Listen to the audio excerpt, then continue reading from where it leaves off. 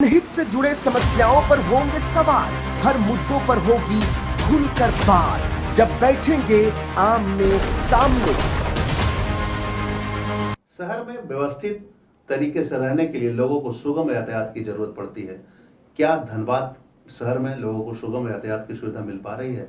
लोगों की जाम की समस्या से जूझना नहीं पड़ रहा है। कई तरह के मुद्दे खड़े हैं जो आज एक चुनौती के रूप में साबित हो रहे हैं। अगर हम बात करें तो परिवहन विभाग और यातायात विभाग इसी के लेकर काम भी कर रहे हैं, लेकिन धरातल पर क्या स्थिति है इसकी सभी से छुपी हुई नहीं है और आज लोग जाम की समस्या से जूझ रहे हैं। इसके कई कारण हैं। इसी मुद्दों पर आमने सामने हमारे साथ बात करने के लिए जिला परिवहन पदाधिकारी दिवाकर द्विवेदी जी मौजूद हैं। हम सीधे उनसे जुड़ेंगे और जानेंगे जो ज्वलंत मुद्दे हैं धनबाद के, जाम की समस्या से लोग जूझ रहे हैं, परिवहन विभाग की क्या क्या नई नीतियां हैं जो धरातल को उतारने का उनका प्लान है। सर नमस्कार, हमारा आमने सामने बहुत बहुत धन्यवाद धीरेन्द्र जी, बहुत बहुत धन्यवाद आपने अपने स्टूडियो में बुलाया। सर अभी आज की एक बहुत बड़ी समस्या है जो चुनौती के रूप में साबित हो रही है जी, जाम की समस्या। इससे लोग जूझ रहे हैं। क्योंकि आप परिवहन पदाधिकारी हैं तो कई तरह की बातें भी सामने आ रही हैं। कैसे देख रहे हैं आप इसको? जाम की समस्या जो है इसके लिए विभाग स्तर से, जिला स्तर से और हमारे कार्यालय के स्तर से निरंतर प्रयास हो रहा है। और अभी आप देख रहे होंगे पिछले 2-3 महीने से जो हम लोग का ड्राइव है, सबसे बड़ा एक कारण जो है जाम का कि कोई भी कहीं भी पार्क कर देता है व्हीकल। तो उसके लिए आप लोग देख रहे होंगे कि बड़े पैमाने में हम लोग ड्राइव चला रहे हैं। और जो यहाँ पे बड़े बड़े संस्थान हैं, बिल्डिंगें हैं, मॉल हैं, उनके सामने भी आप देख रहे होंगे कि अवैध तरीके से इलीगली गाड़ी पार्क कर देते हैं, जिसके चलते जाम की समस्या होती है। तो उन सभी को नगर निगम के द्वारा और मेरे कार्यालय के द्वारा नोटिस भी निर्गत किया गया है कि आप ये सुनिश्चित करें कि जो भी कस्टमर आपके यहाँ पे आते हैं तो आपके जो अपनी पार्किंग है वो उसका उपयोग करें और इलीगली गाड़ी को पार्क ना करें। और उसके अलावा जैसे आप देख रहे होंगे कि कुछ दिन पहले हमारा गया पुल बना है तो उसके चलते थोड़ा सा समस्या हुआ था जाम का। फिर हमारा बरमसिया पुल का इशू था। लेकिन ओवरऑल जो अभी हमारे पास संसाधन है उसके आलोक में हम लोग निरंतर प्रयास कर रहे हैं और आगे चल के भी हम लोग आपके चैनल के माध्यम से सभी से अनुरोध करेंगे कि जहाँ पे गाड़ी पार्क करने की व्यवस्था है आप केवल वहीं पे पार्क करें, क्योंकि सबसे बड़ा जाम का कारण यही है। कहीं भी यहाँ इलीगली गाड़ी पार्क करने से जाम लगता है, तो आप कृपा करके अपने जो दायित्व हैं उसको निभाएं। और मुझे लगता है कि इससे बहुत हद तक प्रशासन अपना काम कर रहा है और अगर जनता भी जागरूक होकर अगर वो जहाँ पे पार्किंग स्थल है वहाँ पार्क करेंगे तो समस्या जो है बहुत हद तक इसका निदान निकलेगा। सर एक चीज हम समझना चाहेंगे, लगातार आप लोग जागरूकता अभियान चलाते हैं, लोगों को जागरूक कर रहे हैं, लेकिन कहीं ना कहीं जागरूकता में कमी देखी जा सकती है या फिर आप लोग का लग रहा है कि अभियान अधूरा है कि आज भी लोग, मैंने अधिकांश लोग हेलमेट पहन लिए लेकिन कुछ लोग ऐसे हैं जो हेलमेट नहीं पहन रहे हैं। कैसे देख रहे हैं इसको? ये एक निरंतर प्रयास है और इसका जो सबसे बड़ा जो इसमें फोकस है हमारा जागरूकता ही है, क्योंकि हेलमेट को लेके एक सबसे इम्पोर्टेंट ये टॉपिक है और आपने टॉपिक को आज छेड़ा। आपके चैनल के माध्यम से मैं पुनः सभी धनबाद वासियों को ये अवगत कराना चाहूँगा कि हमारे झारखंड में जो भी बाइक रिलेटेड जो डेथ हुआ है पूरे झारखंड में 50% जो डेथ है वो उनका है जिन्होंने हेलमेट नहीं पहना था। क्योंकि बाइक होता है, 2 व्हीलर है, इजीली कभी भी इम्बैलेंस हो जाता है और जब भी कोई भी व्यक्ति जो ड्राइव कर रहा है वो गिरता है, सबसे पहले सर पे ही चोट आती है। तो ये सबसे पहले खुद के जान से रिलेटेड चीज़ है। तो मेरा सभी से मैं अनुरोध करूँगा, पेरेंट्स से या जो ड्राइव करते हैं, कभी कभी फैमिली भी बैठी रहती है पीछे, तो आप हेलमेट ज़रूर पहनें। और अगर आपके जो पिलेन ड्राइवर हैं जो आपके साथ पीछे बैठे हैं, आप उनको भी अनुरोध करें और उनसे भी मेरा सभी से अनुरोध होगा कि आप हेलमेट ज़रूर पहनें और हेलमेट भी अच्छी क्वालिटी का लें। ISI मार्क सरकार बार बार इसमें फोकस करती है कि ज़्यादा महंगा नहीं रहता है वो, अच्छा क्वालिटी का हेलमेट लें ताकि एक्सीडेंट से बचा जा सके। और अभी आप रिसेंटली देख रहे होंगे कि हमारे सीनियर सर DC सर के प्रयास से बड़े पैमाने में शहर में भी चेकिंग वगैरह चल रही है और इसमें अवैध पार्किंग के अलावा ज़्यादा फोकस हेलमेट पे है। और हम लोग ये भी फोकस कर रहे हैं कि पिलियन राइडर भी जो है वो भी हेलमेट पहने, क्योंकि ये जो है एक जागरूकता का चीज़ है। अगर एक बार आपको इस चीज़ का एहसास हो जाएगा कि जो हेलमेट है आपके अपने सुरक्षा के लिए है, तो आप ज़रूर हेलमेट पहनिएगा, क्योंकि ये आपके सीधे आपके जीवन से जुड़ा हुआ चीज़ है। तो पुनः आपके चैनल के माध्यम से मैं अनुरोध करूंगा कि आप हेलमेट पहनिए, क्योंकि हेलमेट नहीं पहनने से इंजरीज़ और फैटल इंजरीज़ होने के बहुत ज़्यादा संभावना रहती है। सर अधिकांश देखा जाता है कम उम्र के बच्चे हैं जो कि वाहन चला रहे हैं, वो कुछ हेलमेट पहनते हैं, कुछ नहीं पहनते हैं, तो क्या लगता है स्कूल स्तर पर भी कुछ व्यापक पैमाने पर अभियान बिल्कुल बिल्कुल, इसमें फिर से जागरूकता का ही एक है जो जागरूक करना है हमारे लोगों को। और इसमें सबसे बड़ा चीज़ जो मैं अनुरोध करूंगा आपके चैनल के माध्यम से पेरेंट्स से, क्योंकि पेरेंट्स ही हैं जो अंडर एज के बच्चों को वो अब बाइक देते हैं चलाने के लिए या 4 व्हीलर देते हैं। आप देखे होंगे एक मेजर एक्सीडेंट हुआ था जिसमें जो ड्राइवर थे वो नाबालिग थे। तो कहीं ना कहीं इसमें पेरेंट्स की पूरी गलती है और पेरेंट्स को अपने आप को रिस्पॉन्सिबल ठहराते हुए ये सुनिश्चित करें कि पहली बात तो अंडर एज कोई ड्राइव ना करे, जब तक उनको वैध लाइसेंस ना मिल जाए वो गाड़ी को लेके बिल्कुल ना निकले, क्योंकि ये बहुत बड़ा खतरा है। और मोटर व्हीकल एक्ट में भी प्रोविज़न है कि अगर अंडर एज कोई गाड़ी चला रहा है तो उनके पेरेंट्स तक को कार्रवाई करना है हमें। तो और इसके साथ मैं आपके चैनल के माध्यम से सभी प्रिंसिपल से, शिक्षक टीचर है, उन सभी से मैं अनुरोध करूंगा कि आप भी 10th 11th 12th के बच्चों को जागरूक करें। हमारा भी टीम रेगुलरली जाके जागरूक करता है कि यह सेंसिटाइज करें सभी स्टूडेंट्स को कि किसी भी परिस्थिति में अगर आपके पास लाइसेंस नहीं है, अगर आप ऑथोराइज नहीं हैं तो बिल्कुल ही ड्राइव नहीं करें, और नहीं तो फिर उसके आलोक में उन पर भी कार्रवाई होगी और पेरेंट्स पर भी कार्रवाई होगी। सर पूर्व में भी ये नियम लागू हुए थे, कई जगह आप लोगों ने अभियान चलाए थे, स्कूल में भी नोटिस दिए थे, बावजूद धरातल पर ये देखने को नहीं मिल रहा है, क्या समस्या हो रही है? ये फिर से मैं यही कह रहा हूँ ना कि एक सिविक सेंस की बात है जो, और ये धीरे धीरे जागरूकता से फैलेगा, लोगों को इस चीज़ का समझ होगा कि हम लोग को हेलमेट के बिना नहीं चलना है। जैसे कि अब हम लोग 4 व्हीलर ड्राइव कर रहे हैं तो विदाउट सीट बेल्ट, आप बहुत उदाहरण देखे होंगे कि कोई सीट बेल्ट पहना है तो बच जाते हैं, लेकिन जो नहीं पहना है वो एक्सीडेंट हो जाते हैं। जब हम लोग ड्राइव करते हैं तो हम लोग को मोबाइल से बात नहीं करना है। ये बहुत छोटी छोटी चीज़ें हैं, लेकिन अगर आप ओवरऑल जब एक्सीडेंट देखेंगे और एक्सीडेंट का जब रीजंस देखेंगे तो आपको यही लगेगा कि हेलमेट नहीं पहने हैं, सीट बेल्ट नहीं पहने थे, उस समय बात कर रहे थे या ओवर स्पीड कर रहे थे या रॉन्ग साइड ड्राइव कर रहे थे। और ये सब चीज़ें अवॉइड की जा सकती है। और ये कब आप अवॉइड करेंगे? जब आपको इस चीज़ का एहसास होगा कि जो मैं कर रहा हूँ वो गलत है, तो आप उसको सुधारने का प्रयास करेंगे। तो ये मेरा ओवरऑल सभी से अनुरोध होगा कि जो ड्राइव कर रहे हैं या उनके जो पेरेंट्स हैं या जो टीचर हैं, प्रिंसिपल हैं, जो भी समाज में रोल मॉडल हैं, वो सभी को इस चीज़ का एहसास कराएं कि हमारा अनफॉर्चुनेटली इंडिया जो है, पूरे दुनिया में सबसे ज़्यादा एक्सीडेंट्स यहाँ पे होता है। और कहीं ना कहीं एक्सीडेंट्स की कमी जो इंफ्रास्ट्रक्चर के अलावा जो आएगी वो इसी सिविक सेंस से आएगी और इस एहसास से आएगी कि हम लोग को जागरूक रहना है और जो नियम है, कानून है, उसी का पालन करना है। अच्छा, एक समस्या और आती है एक्सीडेंट का, अगर हम बात करें तो सड़क दुर्घटनाओं में ज़्यादा इजाफा तब होता है जब गाड़ियाँ ओवरलोड हो, ओवर स्पीड हो, या फिर जो दायरा फिक्स किया जाता है। तो क्या लग रहा है, ये भी एक चुनौती के रूप में साबित हो रही है क्या? क्योंकि अक्सर आप लोग कार्रवाई भी कर रहे हैं। बिल्कुल। मोटर व्हीकल जो एक्ट है वो सब चीज़ों को क्लियरली डिफाइन किया है कि किस व्हीकल में कितना कैरिंग कैपेसिटी है या फिर आपको कितना स्पीड में चलना है।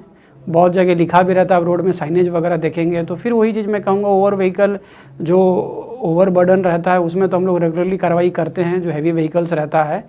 और लेकिन उसके अलावा अगर कोई ओवर स्पीडिंग अगर हैवी व्हीकल कर रहा है तो उसमें भी हमारे पास कुछ इक्विपमेंट्स है जिससे हम लोग उनको पकड़ के कार्रवाई करते हैं।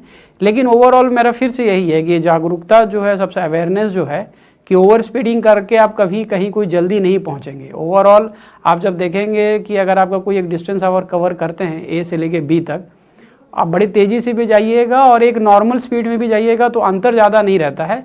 लेकिन जो आप स्पीड से जो आपको खतरा है, आपको स्वयं को जो खतरा है और जो लोग चल रहे हैं उनको खतरा है, वो बहुत बड़ा है।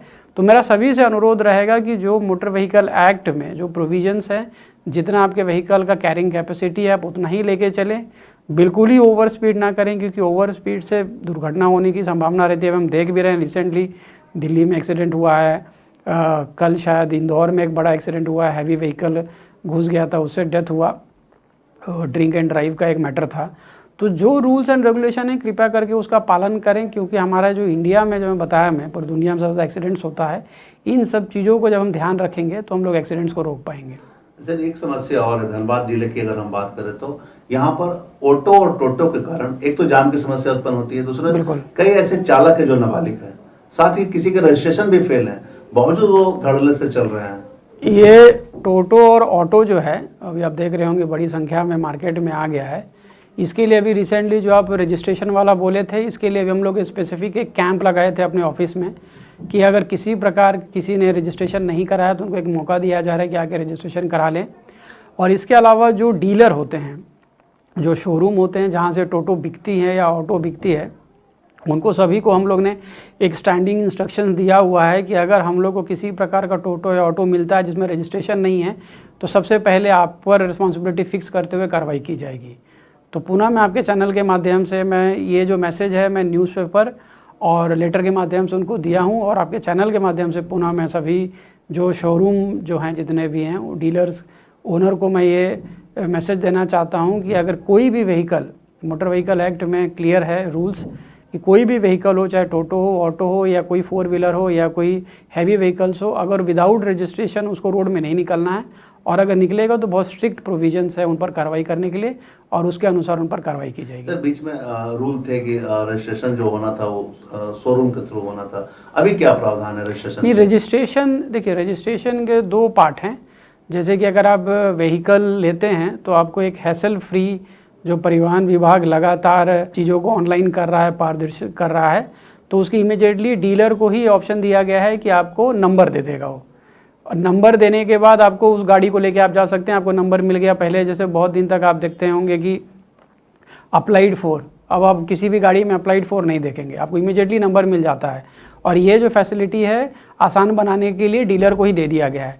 उसके उपरांत वो डेटा हमारे पास आता है, हम उसमें देखते हैं कि जो टैक्स वगैरह जो डीलर ने लिया है वो सही लिया है कि नहीं लिया है, कोई और किसी प्रकार का उसमें एरर है कि नहीं है, और फाइनली उसको हम लोग अप्रूव करते हैं। अप्रूव करके आरसी कार्ड जो है वो हमारे कार्यालय से निर्गत होता है। अदरवाइज़ जितना भी प्रोसेस है, किसी भी प्रकार का कोई ओनर को कोई तकलीफ नहीं होती है।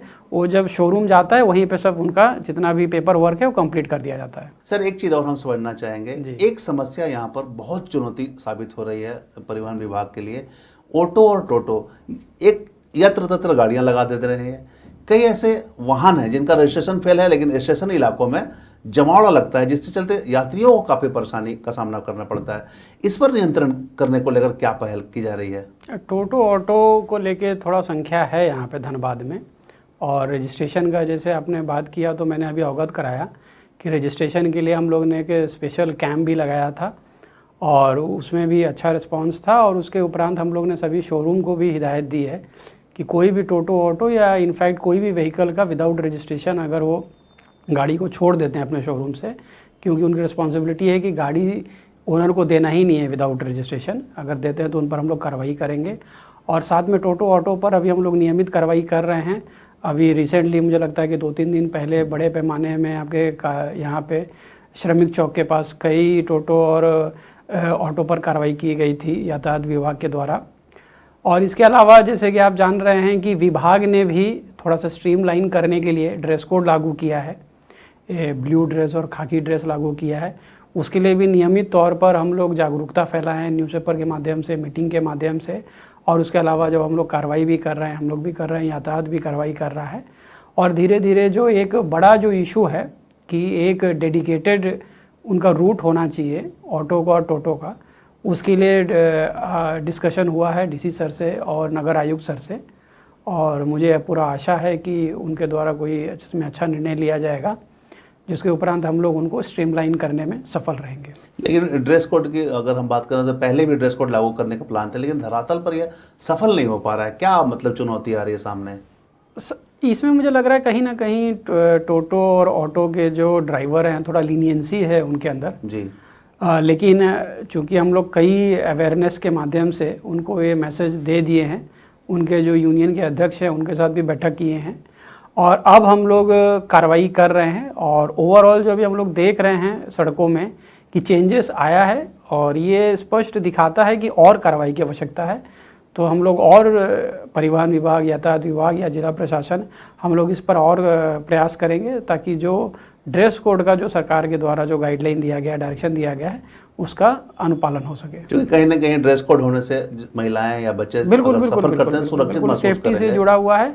और हम लोग जो सरकार के द्वारा जो ये डायरेक्शन दिया गया है, हम लोग सुनिश्चित करेंगे कि धरातल में उसका अनुपालन हो। सर, एक सवाल और लगातार उठ रहे हैं जनता की। अब हाल के दिनों में आपने कई जगह जांच अभियान भी चलाया था, उसमें ये बातें सामने आई थी कि जो बड़े वाहन हैं वो नाबालिग चला रहे हैं। कई लोगों को आपने जुर्माना भी लगाए थे, कई कंपनियों को आपने नोटिस भी भेजे थे और फिटनेस वगैरह में भी लेकुना थे वहाँ पे। तो इसे दूर करने को लेकर किस प्रकार की पहल करने का आपका प्लान है? इसके लिए हम लोग क्या कर रहे हैं कि जो संबंधित कंपनियां हैं, हमारा जो माइनिंग टास्क फोर्स का जो बैठक होता है और उसके अलावा जो और भी कई कंपनियां हैं उनको भी हम लोग सेंसिटाइज कर रहे हैं और उनसे हम लोग व्हीकल्स का डेटा भी ले रहे हैं कि कितनी व्हीकल्स ओवरऑल जो उनके कांटेक्ट में हैं, चाहे वो व्हीकल्स कोयला या फिर कोई भी सामग्री जो लोड कर रही हैं, अनलोड कर रही हैं, किसी भी प्रकार की जो व्हीकल है उनका हमारे पास एक डेटाबेस रहेगा। तो डेटाबेस में हम लोग मोटर व्हीकल के जो सेक्शंस है उसके अंतर्गत हम लोग उसका जांच करेंगे कि वो पूरा कर रहे हैं कि नहीं कर रहे हैं। और उसके अलावा हम लोग स्ट्रिक्ट इंस्ट्रक्शंस कंपनियों को भी दिए हैं कि अगर हम लोग देखेंगे कि ड्राइवर जो है, अगर ड्राइवर के पास वैलिड लाइसेंस नहीं है या अंडर एज है, तो जो गाड़ी पर ड्राइवर पर कार्रवाई होगी तो होगी, उन पर भी होगी। तो कहीं ना कहीं खास करके डीसी सर का रोड सेफ्टी को लेके बहुत ज़्यादा फोकस है, बहुत रेगुलर मीटिंग होता है और बहुत स्ट्रिक्टली वो स्वयं इसको फॉलो करते हैं। तो सभी कंपनियों को हम लोग स्ट्रिक्टली मैसेज दे रहे हैं कि कोई भी वायलेशन अगर होता है, खास करके अंडर एज और लाइसेंस नहीं रहने पे, तो उनके अलावा कंपनी पर भी कार्रवाई होगी और इसका हम लोग रेगुलरली फॉलोअप करेंगे जो डीसी सर के द्वारा डायरेक्शन दिया गया है और इस पर हम लोग सुनिश्चित करेंगे कि जो उनका डायरेक्शन है उसका अनुपालन हो। तो मतलब ये केवल आउटसोर्सिंग कंपनियां जो संचालित है धनबाद जिले में, उसमें पाई गई हुई खामियां ये वहीं पर हैं कि कई ऐसे स्कूल भी इसमें शामिल है जहां पे नियमों का उल्लंघन हो रहा है? नहीं, स्कूल में भी जो बसें चलती हैं उसमें सुप्रीम कोर्ट का बहुत स्ट्रिक्ट और डिटेल्ड गाइडलाइन है और सभी स्कूल उसमें अवगत भी हैं। जो ट्रांसपोर्टर हैं वो भी अवगत हैं, उनको भी हम लोग कई पत्र के माध्यम से और न्यूज़पेपर के माध्यम से पूरे गाइडलाइन से अवगत कराए हैं और हम लोग नियमित स्कूल का जांच भी करते हैं और अभी रेगुलरली और हम लोग जांच को इसको बढ़ाएंगे और ये इंश्योर कराएंगे कि जो सुप्रीम कोर्ट का जो गाइडलाइन है स्कूल बसेस, स्कूल वैन को लेके उसका अनुपालन हो। अब जो बड़े वाहन जैसे हाईवा हो गए, चाहे ट्रक हो गए, जो नाबालिग चला रहे हैं, उस पर नियंत्रण करने को लेकर कुछ पहल आप लोगों का जागरूकता अभियान या फिर जांच अभियान? चूंकि जुर्माना आप लगा दे रहे हैं लेकिन जुर्माना लगाने के बाद फिर से वही रिपीट हो जा रहा है। देखिए, जुर्माना का भी जो एक धीरेन्द्र जी एक पर्पज़ है वो एक अवेयरनेस ही है। जुर्माना का भी एक यही है कि आपको कई बार अवेयरनेस आपको जागरूक किया गया लेकिन उसके बाद भी आप नियमों का पालन नहीं कर रहे हैं, तो जो जुर्माना भी है वो यही चीज़ है कि भाई कम से कम फ्यूचर में आप अनुपालन करें इसका, जो सरकार का और जो एक्ट के जो प्रावधान है उसका। और हम लोग और नियमित और गहन जांच करेंगे ताकि ये इंश्योर करें कि जो हमारा जो धनबाद के जो रोड है वो सेफ़ रहे, क्योंकि किसी भी प्रकार का अगर गाड़ी में वायलेशन है तो कहीं ना कहीं इनडायरेक्टली रोड सेफ्टी को हैम्पर करता है। सर, ऐसा कुछ सिस्टम या ऐसा कुछ नीति लाने का प्लान है क्या कि ताकि आप लोगों को कोई गुमराह न कर सके, चाहे वो फिटनेस का मामला हो या ड्राइविंग लाइसेंस को लेकर मामला? इसके लिए मैं आपको एक अवगत कराना चाहूँगा कि विभाग के द्वारा बहुत पहले ही एक एम परिवहन ऐप लॉन्च किया गया है जी, जिसमें कोई भी पब्लिक डोमेन में है ये ऐप, आप उसको प्ले स्टोर से डाउनलोड कर सकते हैं और कोई भी व्हीकल का जब आप उसमें नंबर डालेंगे, आप उसमें एंटर करेंगे तो उस व्हीकल से रिलेटेड जो मोटर व्हीकल के जो मेजर जो सेक्शंस हैं उससे रिलेटेड वो डिटेल आ जाता है, जो हम लोग भी उसका प्रयोग करते हैं, कोई भी आम नागरिक भी कर सकता है। अगर उसमें किसी भी प्रकार का वायलेशन है तो उसको हम लोग देख लेते हैं। वहाँ पे हमारा जो वाहन पोर्टल है वो भी हमारे एक्सेस में रहता है, तो हम लोग उसको भी देख के और हमारे ऐप से भी देख के हम लोग जो उसमें वायलेशन है उसके हिसाब से कार्रवाई करते हैं। तो आम पब्लिक को कुछ वैसा पोर्टल या कुछ वैसा ऐप हैगा जो इसमें अपने सारे डाटा डाल सकते हैं ताकि? नहीं, एम परिवहन जो मैंने बताया, जैसे कि आपकी अपनी व्हीकल है जी, एम परिवहन में जब आप उस अपने गाड़ी का नंबर डालेंगे तो आपके गाड़ी का सब पेपर अप टू डेट है कि नहीं है, टोटल डिटेल आपको दिख जाएगा। अच्छा। और उसमें डेट भी आ जाएगा। और इसी प्रकार अगर आपको लग रहा है कि कोई दूसरा हैवी व्हीकल है या किसी प्रकार का कोई व्हीकल है जब आपको लग रहा है कि संदिग्ध लग रहा है कि इसमें कुछ वायलेशन है, तो आप उसका भी डाल के डिटेल देख सकते हैं और उसके बाद उसको हम लोग को अवगत करा सकते हैं। तो सर, सपोज एम परिवहन में कोई आदमी ने, कोई पब्लिक ने डाल दिया अपना डिटेल्स, तो जांच के दौरान क्या उसको डॉक्यूमेंटेशन दिखाना जरूरी है या एम परिवहन ही काफ़ी है? एम परिवहन काफ़ी है। वो मोर और लेस वाहन पोर्टल से रिलेटेड है, वो आपकी इन्फॉर्मेशन के लिए, ताकि आप अपने व्हीकल का जानकारी कभी भी ले सकें और कोई भी दूसरा भी व्हीकल है ताकि अब उसके बारे में भी आप जान सकें, तो उसमें पूरा डिटेल रहता है। अक्सर ऐसा देखा जाता है कि लोगों से कागजातों की मांग की जाती है, लोग बोलते हैं नहीं हमारे ऐप नहीं, आजकल तो डिजिटल वर्ल्ड का ज़माना है, मैक्सिमम चीज़ें ऑनलाइन रहती है। और देखने मतलब से मान्य है। बिल्कुल बिल्कुल पूरी तरह से मान्य है। हर डिजिटल डेटा जो है जिसमें गवर्नमेंट का बैकिंग है, सब कुछ मान्य है। एक सवाल और है सर, गोविंदपुर में अक्सर जाम की समस्या से लोग जूझ रहे हैं। लगातार बैठकों का दौर जारी रहा और सर्विस लेन खाली कराने से लेकर तमाम तरह की कवायद की गई, लेकिन आज भी गोविंदपुर वासी जाम की समस्या से निजात जी, नहीं जी, पा रहे हैं। कैसे दूर करने का प्लान है आप लोगों के पास? जी जी, धनबाद में गोविंदपुर में जाम की समस्या रेगुलरली बनी रहती है और उसका जो परमानेंट सॉल्यूशन है, आप सभी अवगत हैं कि वहाँ पे फ्लाईओवर पास हुआ है वहाँ पे और निरसा में, और प्रोबेबली शायद टेंडर वगैरह का भी प्रोसेस चल रहा है और शायद इस वर्ष में काम भी शुरू हो जाएगा। लेकिन मीन टाइम हम लोग ये प्रयास कर रहे हैं, आप देख भी रहे होंगे कि रेगुलरली जो ग्रिल वगैरह जो था, सर्विस रोड वगैरह जो था, जो ड्रेनेज था, जो अतिक्रमण वगैरह था, उन पर रेगुलरली हमारी कार्रवाई चल रही है। और ख़ास करके रिसेंटली अभी जब ऑनरेबल प्रेसिडेंट मैडम का विज़िट था तो जितने भी वहाँ पे ग्रिल वगैरह टूटे हुए थे उनको पूरी तरह से पैक कर दिया गया था। लेकिन अभी हम लोग देख रहे हैं कि कुछ कुछ ग्रिल कहीं कहीं फिर से टूटे हैं और उसके लिए जो लास्ट मीटिंग हुआ था रोड सेफ्टी का, उसमें डीसी सर ने बड़ा स्ट्रिक्ट डायरेक्शन एनएचआई को दिया है कि अगर कोई भी शॉपकीपर या कोई भी अगर बस वाला, ऑटो वाला अगर वो ग्रिल को तोड़ता है तो उन पर एफआईआर करने का डायरेक्शन दिए हैं। और हम लोग इंश्योर करवाएंगे जो उनके द्वारा डायरेक्शन दिया गया है उसका पालन हो।